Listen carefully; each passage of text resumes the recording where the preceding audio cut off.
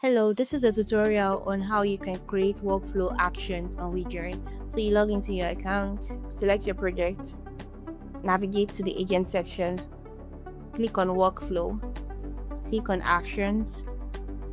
So you create your first action. You can add a button, a search, or endpoint. So if you add a button, you can always customize it. You click on customize and you customize when you want it to show, the button text, the phrases you want people to use, and the URL that it can link to get more information. When you're done, you just click on save changes. You do the same for the search action. You click on add action. Then you also customize it to your taste.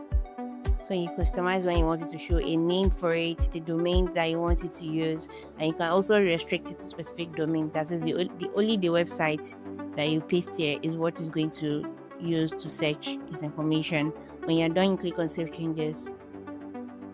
So even after adding actions, you can always toggle on or toggle it off, so you can know if it's active or not. Once it's active, you get this active feature. Once it's not active, you get it's not connected, and this place becomes gray. So to add endpoint also, you just click on add action. You also customize it when to show, the phrases to use, the action name. Once you're done, you just click on save and continue. So it takes you to the API setup also, so you configure this according to your information. So once you're done with this, also you click on save and continue.